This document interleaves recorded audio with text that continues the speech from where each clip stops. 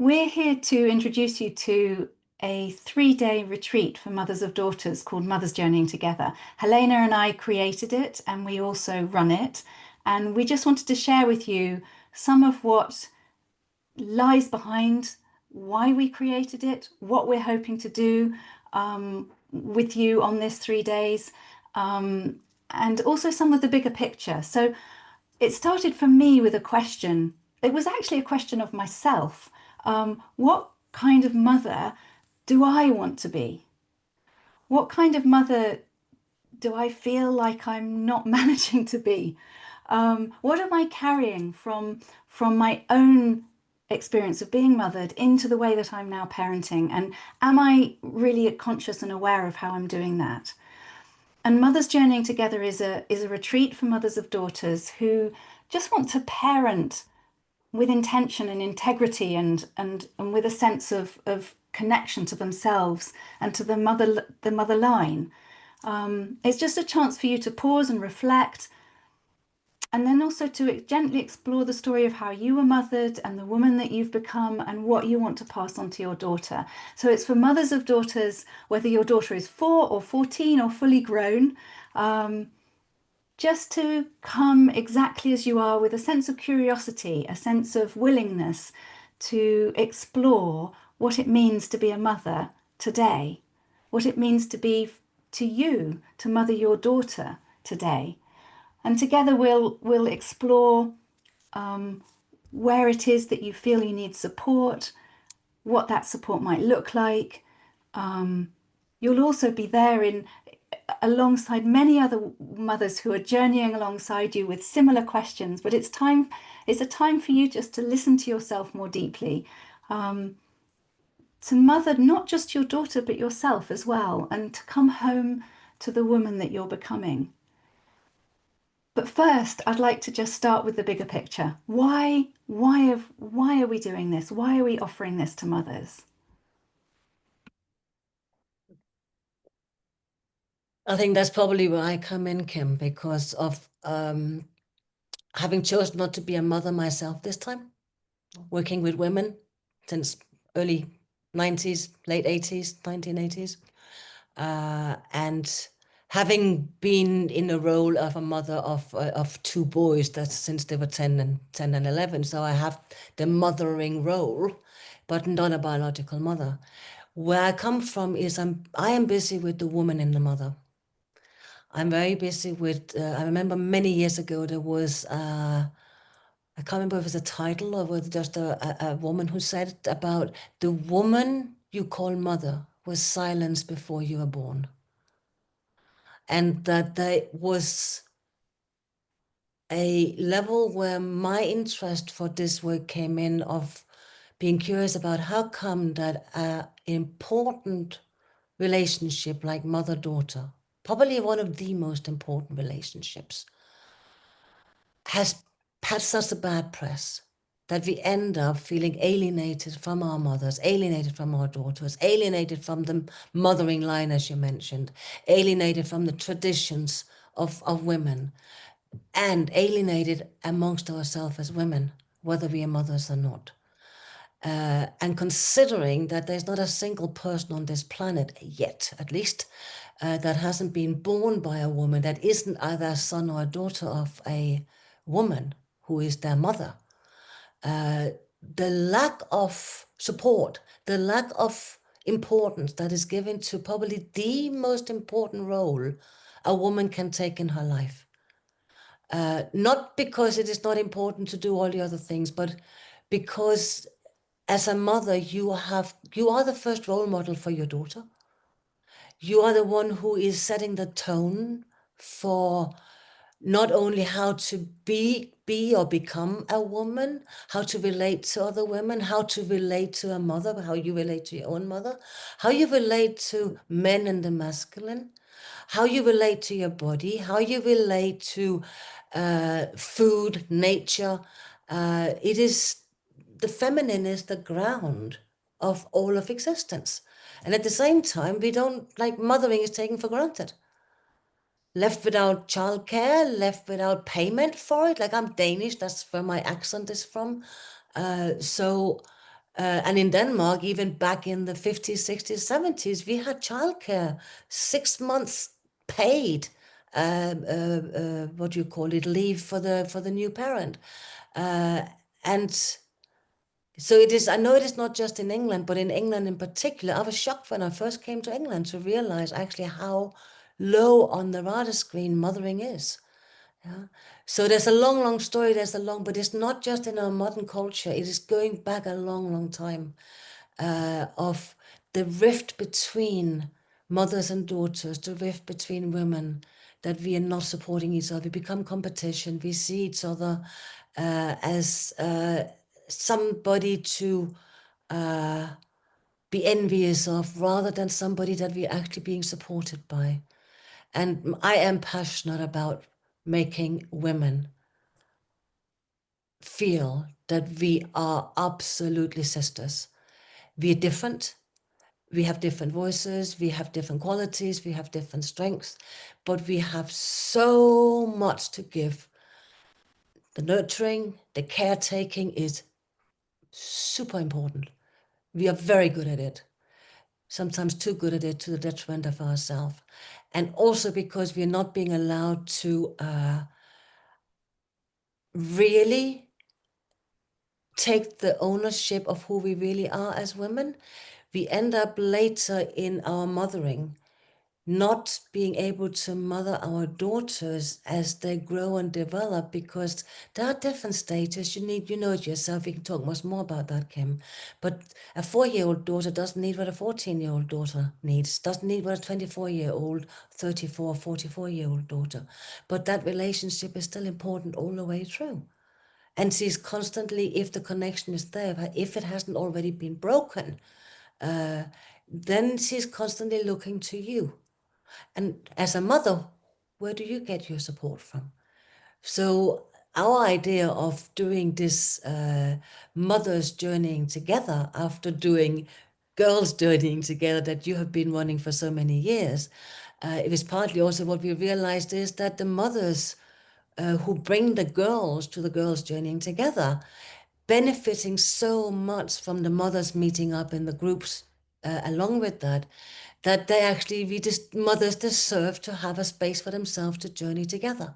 So that's what the invitation is that we are putting out to you. There is 3 days.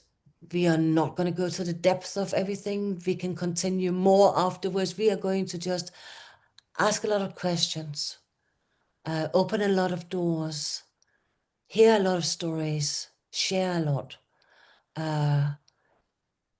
explore what it's actually like to be a mother in today's world, and what is it that is needed for mothers to truly step in, to recognize and enjoy and have fun being a mother, yeah, and being amongst other mothers, yeah, and other women. So 3 days will fly by in no time. Mm-hmm. And lots of mothers worry about how can I possibly put down my load in order to give myself this 3 days. And in fact, I remember myself as a mother of 3 children wondering how I could go away and offer this retreat or offer other trainings that we do and leave my children, because aren't I completely indispensable? And yes, many lists later, and having called in the support of many others, I did manage to leave my children, and fancy that. It turned out I was completely dispensable. They managed really well without me. But really importantly, I learnt to let go a little bit, and they learnt that the world was a safer place because they didn't need only me. There were other adults in their lives who were completely, perfectly capable and competent to take care of them. And I think often, well, certainly for myself, I was a very competent and capable mother, and so I carried a lot. And essentially, that disabled some of the other adults around in my children's life. So, whilst it was quite a challenge to come away and leave them, I can see that our whole family gained by it. And what a role model you are for your daughter to actually go off and do something for yourself. Yes, absolutely. And in fact, it's really interesting.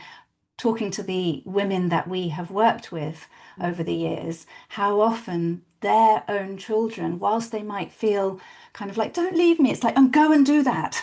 There's a real kind of push-pull. They want this for us, but our girls particularly.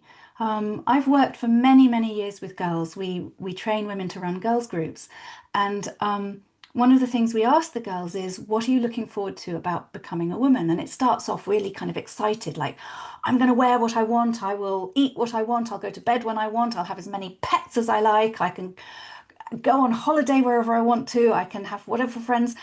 And then it starts to come in, and also I'm going to need to take care of people, and there's all the housework and the bills, and I have to work as well as take care of the children, as well as take care of the house. And what's really interesting is how many of the girls say, I don't want to be like my mum.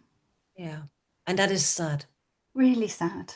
And that reminds me of like, so I've been running Ways of Women since 1992, which is for women, not just for mothers, for women of all ages. And one of the things I've heard again and again and again when I ask the question, I say to the women, okay, describe to me the mother you always wanted but never had. And it is, despite the culture, despite the age of the women, most of the time, 90% of the time, what comes down to, I wish my mom had had more fun. I wish that I had seen her happier. I wish that she'd gone dancing more. I wish that she had followed her career. I wish that she had time to play more, and that the house was maybe not so clean, and maybe with not always being on time with the food, but actually she was smiling more and feeling happy. Most of the time when I looked to her, she looked stressed, she looked burdened. I know she loved me, she worked really hard, but I always felt like if that's what it means to be a woman, that doesn't look very fun. However much I know she loves me and stuff. So I think it's a really wake up call for us as women, that our daughters don't need us to see us martyr ourselves. They actually need us to see enjoying it, enjoying being mothers. Because if not, they look to us, oh my God, I don't want children because look at the hard work it is, your life stops. But also, when our children see us not taking deep pleasure and a light enjoyment in mothering, they take it personally. Why would they not? They think it's because there's something wrong with them, that they're not good enough. And what parent doesn't want their child's self-esteem to be as full and as potent as it possibly could be? And yet, we so often don't make that connection between how we are as their parent. And this is not to put pressure on parents. There is no such thing as a perfect parent. Although, do you know what? I tried for a hard time to try and be one. But it's about recognizing that when we don't tend to our own needs, and when we don't bring a lightness and a sense of enjoyment to our parenting, to our mothering, that our children are diminished by it. And so, yes, you can fake it for a little while. You can hear this and think, right, okay, I'm going to be much more kind of fun and happy in my mothering. But if you're not genuinely, if you're not deep down fulfilled and supported, and you're not tending for your own needs or having them tended in some ways, then you can't really bring that to your parenting. You can't.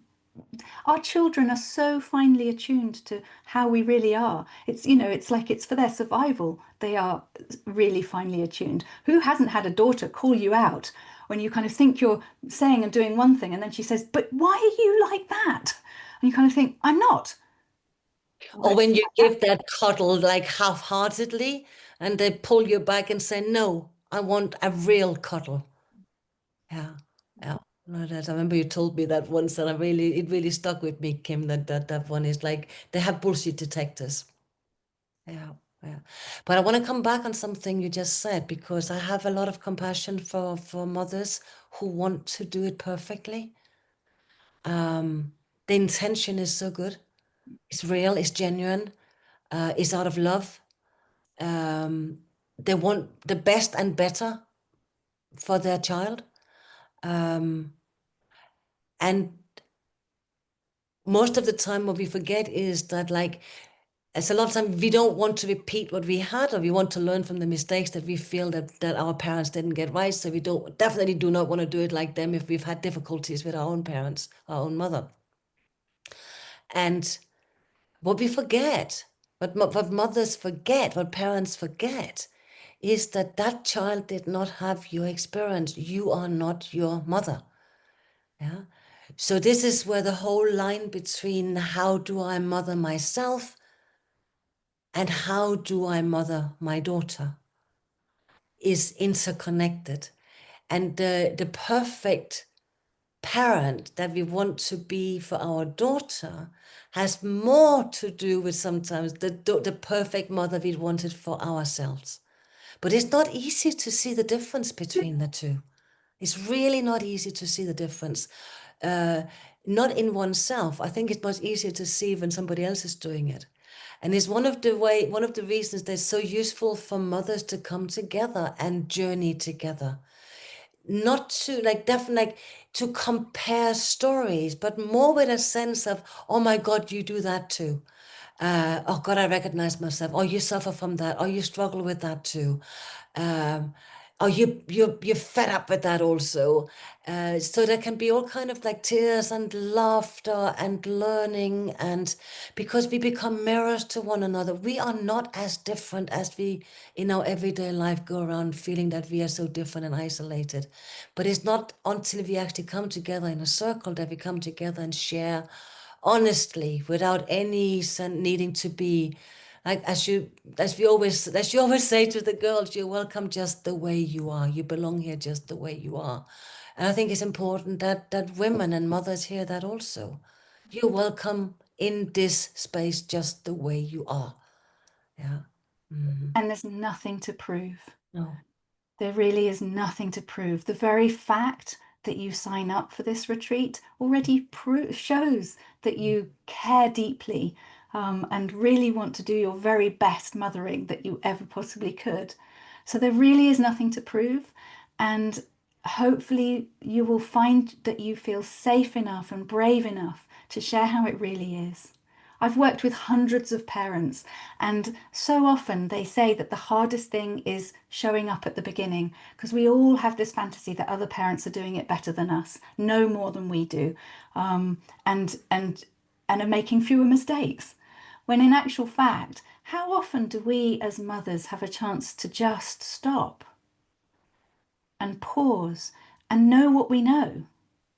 So often we have the answers to our own mothering questions. What do I do when? How do I handle this? What does my daughter need now? We do actually hold the answers to many of those questions, but we very rarely have the time and the love and support to be able to just stop and know what we know.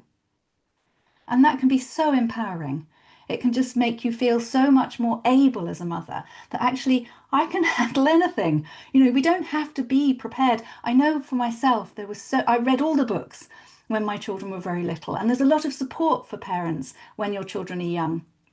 But it doesn't take long to get into kind of a sort of like a desert zone by the time they're sort of 6, 7, 8 years old, there's not so very much to help guide and support you in your mothering. And then as your daughter goes into puberty, where so much is asked of you as a mother, so much different than what you've been asked of up until now by your daughter. But what training, what guidance, what support do we get? And that's where Rights for Girls was born, actually, is to support girls in that important transition, because so many girls weren't getting what they really truly needed at that time. And then, of course, how do we guide our girls safely through the teen years? We have 1 in 4 girls by the age of 14 is self-harming, but it doesn't have to be that way. So what do we need to do as mothers to feel like we can do this? We've got this. You are the very best possible mother for your daughter. Now, today you already are, but when you take a moment to pause and think about it, you can become even more confident in your ability to be that. I'm just so well listening to you, how easy it is to make it sound as if there's somewhere to get to, somewhere to improve. It's so hard to talk about these things to really get it across that it is what children really need, what your daughter really need, is your authenticity. Now, that doesn't mean that she wants you, if you're really having a bad day and you're really, really struggling, she does not want for you to cry on her shoulder. So the authenticity has to, of course, be age appropriate to the daughter. But the authenticity can only be there if you as a mother are, if you're supported yourself amongst adults who can handle the full force of either it is your anger, it is your grief, your sadness, your joy, your passion, whatever it is. We can handle the full force of it so that you can embody and incarnate that for yourself without having to either lean on your children or hide it from them. Yeah. Either feel that you're too much, so there's no room for you. And but whenever you're doing some of these things and inviting people to come and join you, it's hard to give a sense of, like, we are really not trying to put something new in, but like what you and I are pretty good at doing, and everything we're doing together, it's more that kind of thing of like we're helping people reveal themselves to themselves. Like what you're saying, mothers have the answers, but they might not always have been given the confidence to trust that they have the answers or to act upon what they know. Yeah. And that is what I think that women, we need to, by becoming mirrors, by sharing our doubts, our insecurities, our strengths, our passions, our experiences, by sharing it all together, we can build that confidence again that none of us are perfect when we take the first step. None of us are perfect when we take the last step. So it is about showing up with being real, not perfect. And to be able to be in relationship to your daughter, whatever, at the age appropriate manner, that depending on her age. But she needs your presence. She needs you to be in your body. Yeah. She needs you to be behind the eyes when you look at her, to be filling out your own skin. And all of those things, of course, go against what down the line as women we've been told. Like, don't be so full of yourself, don't speak so loud, you're being too aggressive, you're being whatever. So whatever we do in relation to those, whether we react to them and overdo it, or whether we believe them and shut ourselves down, whatever we do, our daughters are watching with hawk eyes at what we do. And they will either rebel against it or they will imitate what we're doing as mothers and women. Yeah. So for us to really take on the full spectrum of what it means to be a woman, and an important part of that is being a mother, but all the other aspects that you're adding on to being a woman is what actually gives the taste and the flavor and the nuance and the texture to the mothering that you give to your children, to your daughter. And I think that's really the space I want to invite women, to mothers, to come and get a much juicier sense of themselves as a mother. Yeah. Because we want to be good adverts for womanhood. We want our girls to grow up kind of looking forward to becoming young women. And parenting was never supposed to be done alone. And when we come together, we feel so differently. We feel so much more able and capable when we're able to kind of actually trust ourselves more in what we already know. You're the world expert on your daughter. You've known her your whole life. It's just having the time to realize what you know. So we would love to welcome you to join us. If you are interested and want and you've enjoyed this conversation, this is the kind of thing. This is the sort of shape and the feel and the flavor of what we will be the conversations we'll be entering into over the 3 days. If you want some more practical information, you can click on the button on our website to download the brochure. And of course, that's the same place that you can sign up and book your place. Numbers are limited just so that we can keep the group small and personal. But we would really love to see you. If this is called to you in any way, trust that and come and join us.